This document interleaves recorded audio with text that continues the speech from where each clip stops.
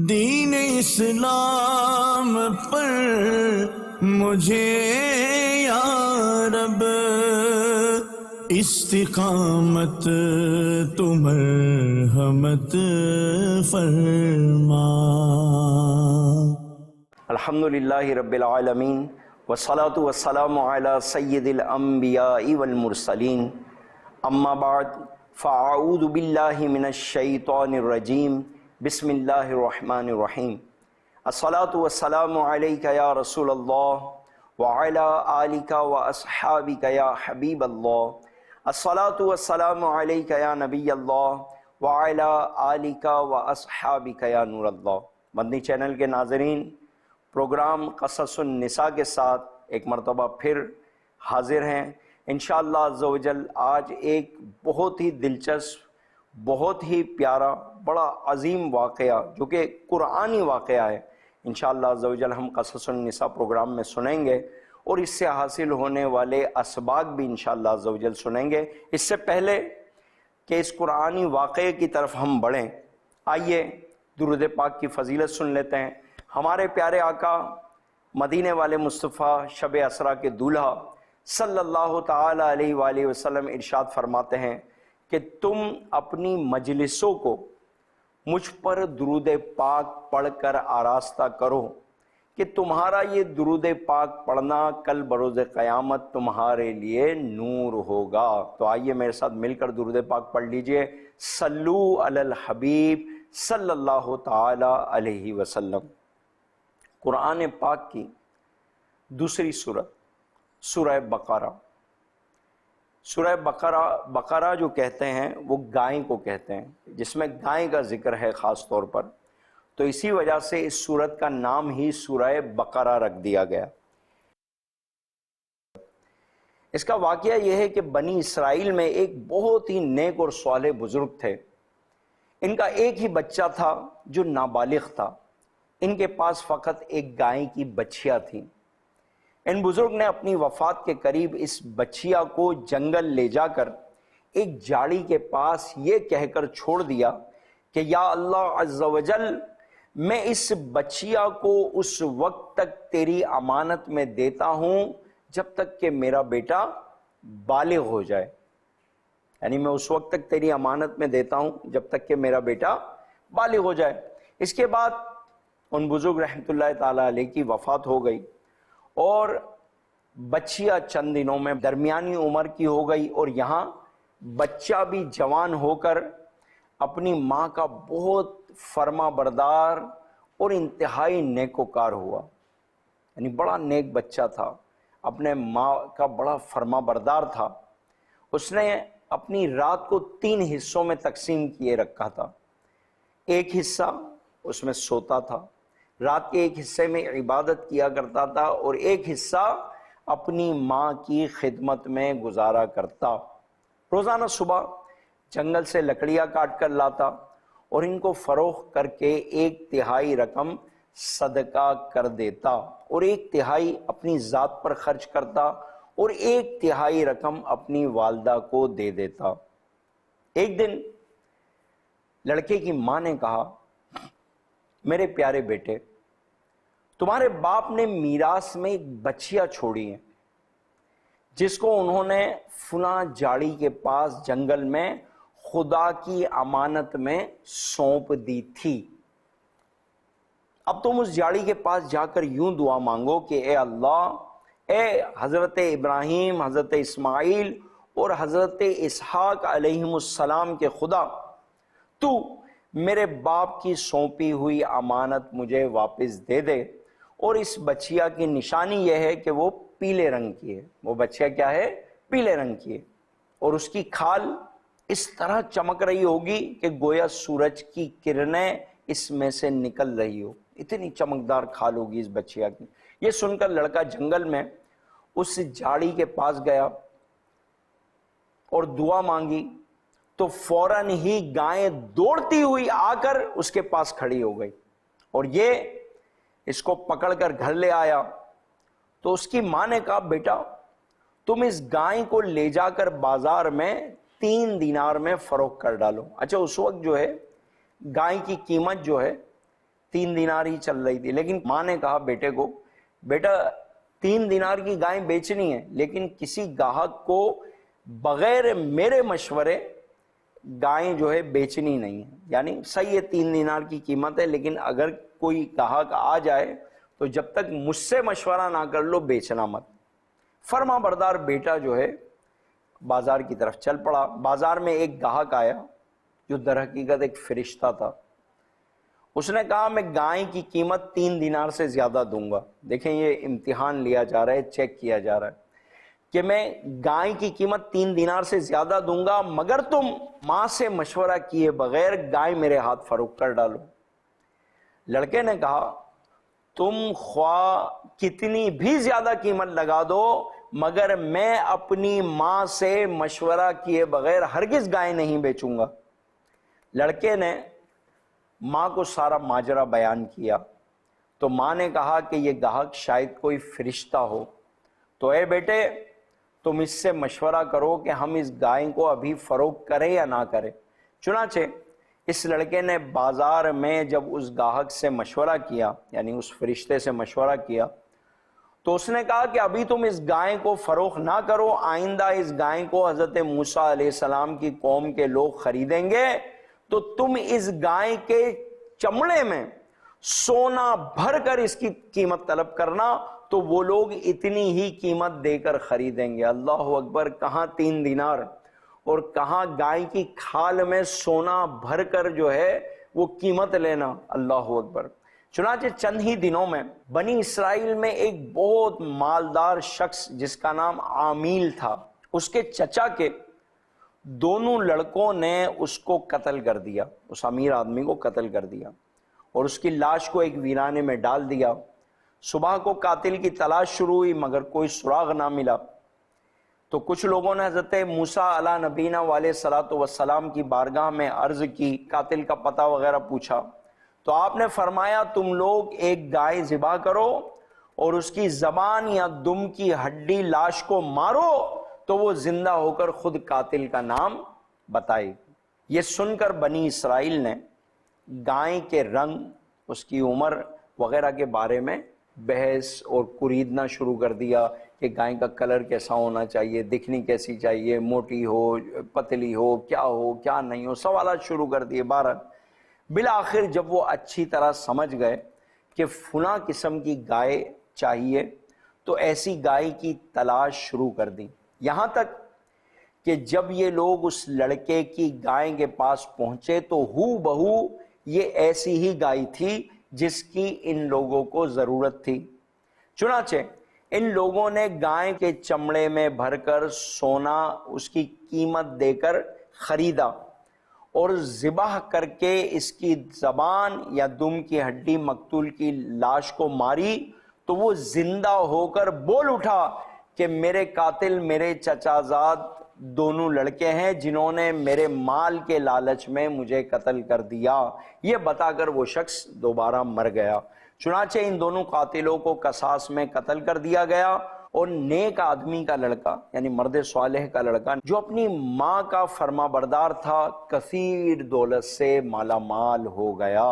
سبحان اللہ! اللہ تبارک و تعالی عز و جل قرآن کریم میں اس واقعے کو کس طرح ذکر فرماتا ہے. اور جب موسیٰ علیہ السلام نے اپنی قوم سے فرمایا خدا تمہیں حکم دیتا ہے کہ ایک گائے ذبح کرو، بولے کہ آپ ہمیں مسخرہ بناتے ہیں.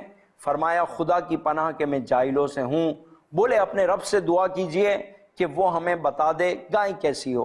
کہا وہ فرماتا ہے کہ وہ ایک گائے ہے نہ بوڑھی اور نہ اوسر بلکہ ان دونوں کے بیچ میں، تو کرو جس کا تمہیں حکم ہوتا ہے.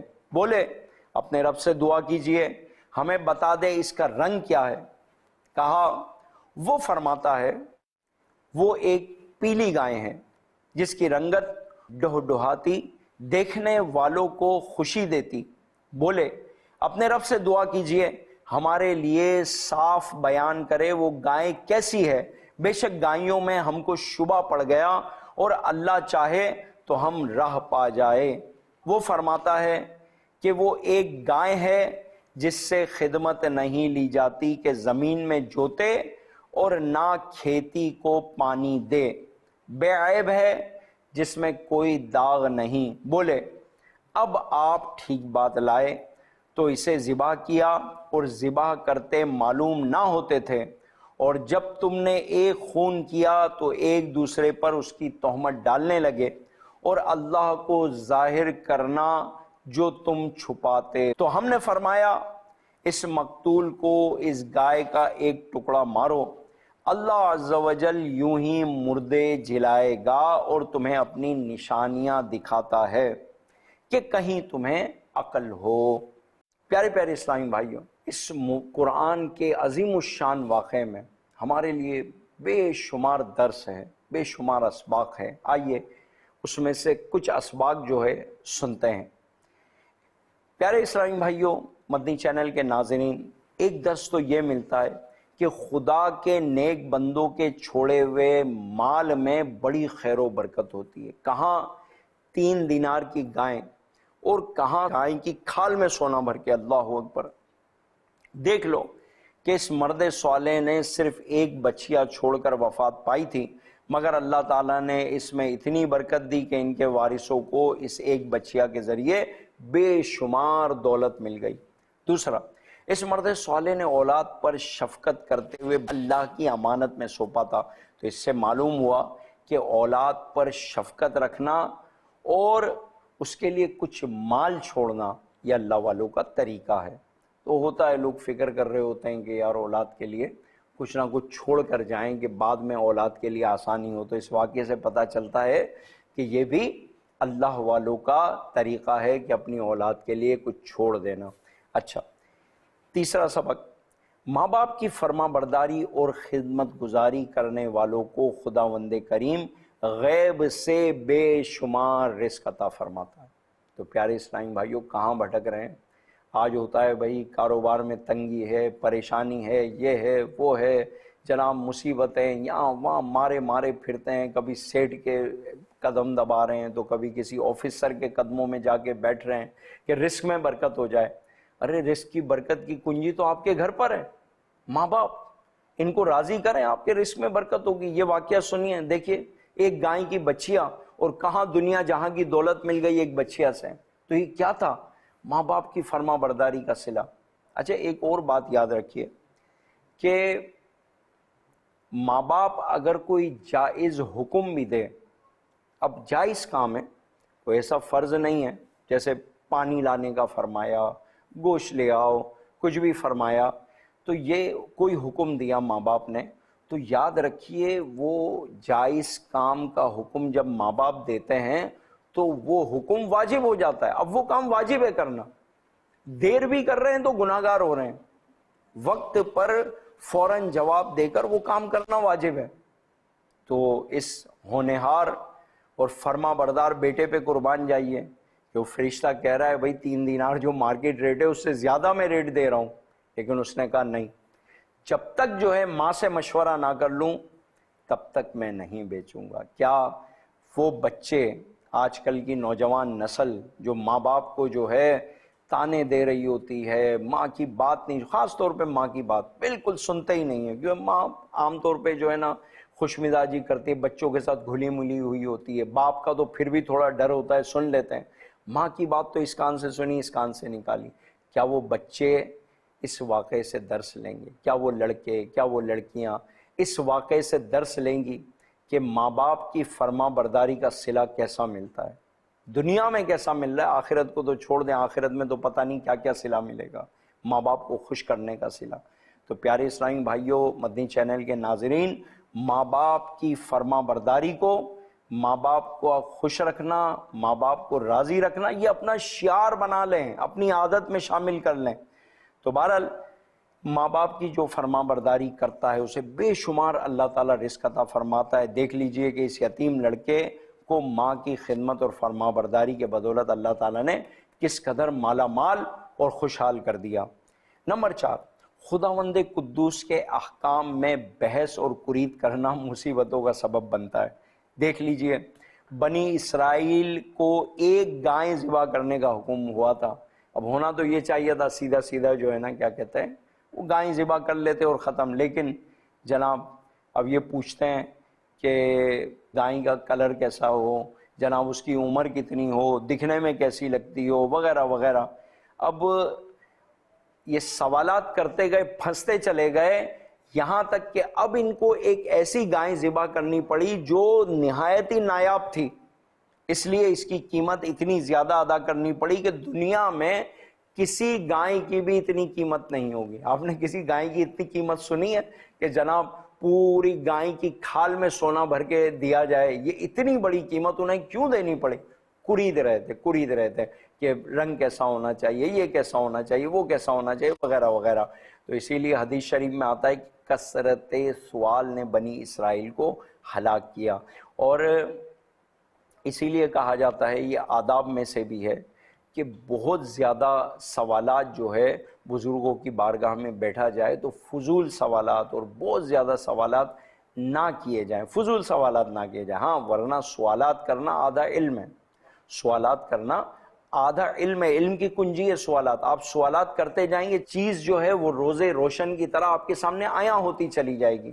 تو سوالات کرنا حقیقتاً آدھا علم ہے، لیکن فضول سوالات نہ کیے جائیں۔ وہ حدیث آپ کو یاد ہوگی کہ پیارے آقا صلی اللہ تعالی علیہ وآلہ وسلم حج کے احکامات بیان فرما رہے تھے، تو ایک صحابی رضی اللہ تعالیٰ عنہ عرض کرنے لگے، یا رسول اللہ صلی اللہ علیہ وسلم کیا حج ہر سال فرض ہوگا؟ آپ نے اعراض فرمایا۔ پھر انہوں نے پوچھا، آپ نے پھر اعراض فرمایا۔ جب تیسری مرتبہ پوچھا تو پیارے آقا صلی اللہ تعالی علیہ وآلہ وسلم نے فرمایا کہ اگر میں ہاں کہہ دوں تو ہر سال فرض ہو جائے گا۔ اچھا، اس روایت سے دو چیزیں پتہ چلی۔ نمبر ایک، کثرت سوال، بچنا چاہیے کہ اگر ہاں فرما دیتے سرکار صلی اللہ علیہ وسلم تو کتنا مشکل ہو جاتا، ہر سال حج فرض ہو جاتا۔ دوسرا کہ سرکار صلی اللہ تعالی علیہ وآلہ وسلم کی نوک زبان پہ شریعت ہے، جس چیز کو چاہے فرض فرما دے، جس چیز کو چاہے سنت فرما دے، جس چیز کو چاہے واجب فرما دے۔ آپ کی نوک زبان پہ شریعت ہے، وہ زبان جس کو سب کن کی کنجی کہے، اس کی نافذ حکومت پہ لاکھوں سلام۔ یہ تھی میرے پیارے آقا صلی اللہ تعالی علیہ وآلہ وسلم کی مبارک زبان۔ تو پیارے اسلامی میں کثرت سوال سے بچنا چاہیے، اس روایت میں ہمیں یہ بھی پتہ چلا اس واقعے میں۔ اچھا، نمبر 5، جو اپنا مال اللہ کی امانت میں سونپ دے، اللہ تبارک و تعالیٰ عز و جل اس کی حفاظت فرماتا ہے اور اس میں بے حساب خیر و برکت عطا فرماتا ہے۔ تو اگر آج تک نہیں سونپا تو پیارے پیارے اسلامی بھائیو نیت کر لیجئے، آج سے سونپ دیجئے، اللہ پر توکل کیجئے، اللہ کے حوالے کر دیجئے کہ یہ میرا مال یا اللہ عز و جل میں تیری پناہ میں دیتا ہوں، تیرے حوالے۔ اچھا، نمبر 6، جو اپنے اہل و عیال کو اللہ تعالیٰ کے سپرد فرما دیں، اللہ کے حوالے کر دیں، اللہ تعالیٰ اس کے اہل و عیال کی ایسی پرورش فرماتا ہے کہ جس کو کوئی کچھ بھی نہیں سکتا۔ جیسا کہ یہ بن باپ کا بیٹا پلا بڑا اور اتنا فرما بردار بنا، کیوں؟ کیونکہ اس کی پرورش اس بزرگ نے اللہ تعالیٰ عز و جل کے سپرد فرما دی۔ اچھا، ایک اور اس میں بڑا پیارا سبق ہے کہ حضرت علی رضی اللہ تعالیٰ عنہ، یہ سبق جو ہے پیلے کلر کے بارے میں، کیونکہ اللہ تبارک و تعالیٰ عز و جل ان آیات میں گائے کے پیلے کلر کا ذکر کر رہا ہے۔ تو حضرت امیر المومنین سیدنا علی المرتضیٰ رضی اللہ تعالیٰ عنہ نے فرمایا کہ جو پیلے رنگ کا جوتا پہنے گا وہ ہمیشہ خوش رہے گا اور اس کو غم بہت کم ہوگا، کیونکہ اللہ تبارک و تعالی عز و جل نے پیلی گائیں کے لیے یہ فرمایا کہ وہ دیکھنے والوں کو خوش کر دیتی ہے۔ تو بہرحال اگر جس سے ہو سکے پیلے کلر کا جوتا ضرور پہنیں کہ اس سے انشاءاللہ عز و جل خوشحالی میں اضافہ ہوگا۔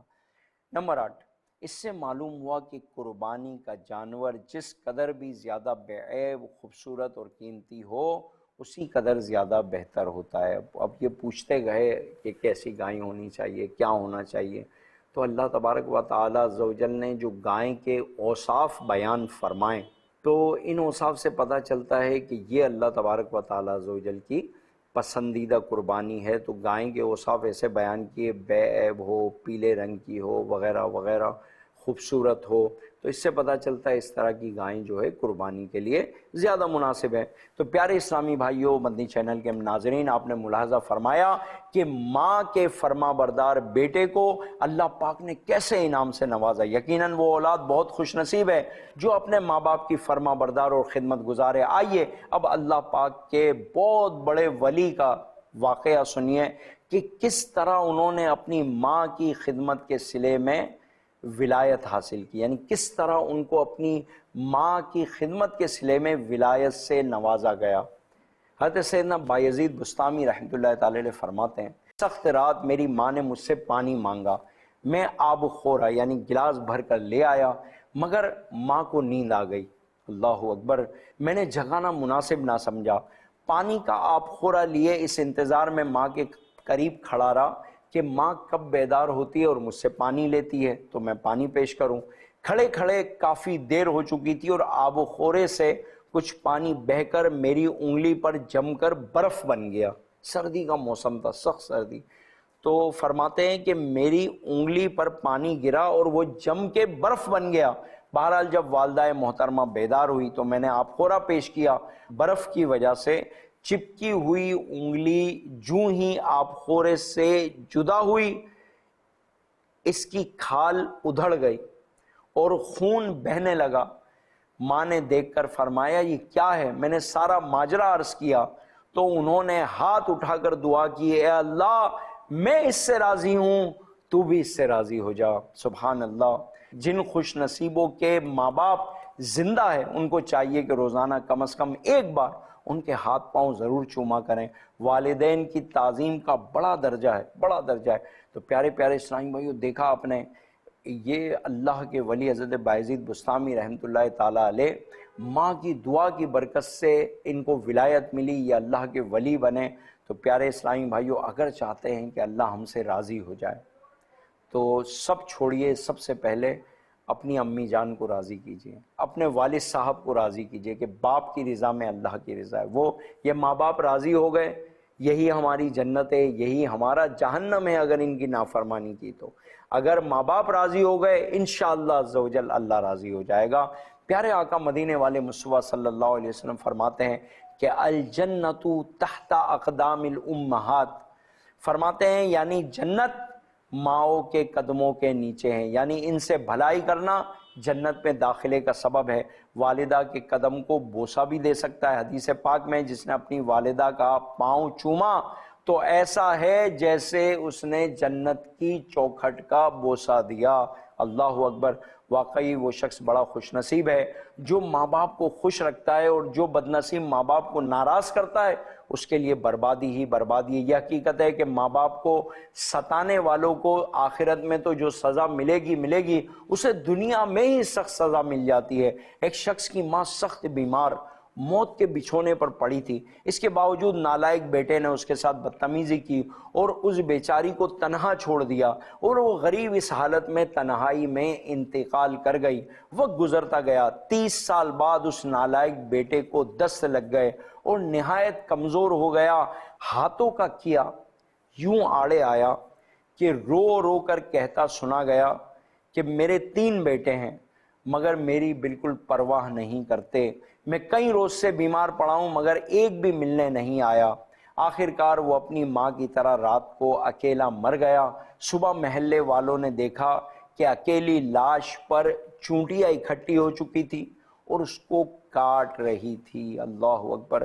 فرمان مصطفیٰ صلی اللہ تعالی علیہ وآلہ وسلم ہے، سب گناہوں کی سزا اللہ عز و جل چاہے تو قیامت کے لیے اٹھا رکھتا ہے، مگر ماں باپ کی نافرمانی کی سزا جیتے جی پہنچاتا ہے۔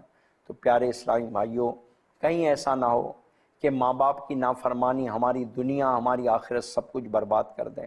تو آج جو اپنے ماں باپ کی نافرمانی کرتے ہیں، ان کو آنکھیں دکھاتے ہیں، ان کے ساتھ بدتمیزی کرتے ہیں، ان کی بات نہیں مانتے، ان کا دل دکھاتے ہیں، تو انہیں عبرت پکڑنی چاہیے ان روایات سے، انہیں سمجھنا چاہیے۔ ایسا نہ ہو کہ وقت ہاتھ سے چلا جائے۔ ان کے ماں باپ زندہ ہیں، انہیں جو ہے قدر کرنی چاہیے، اللہ کا شکر ادا کرنا چاہیے کہ آپ کی جنت آپ کے پاس ہے۔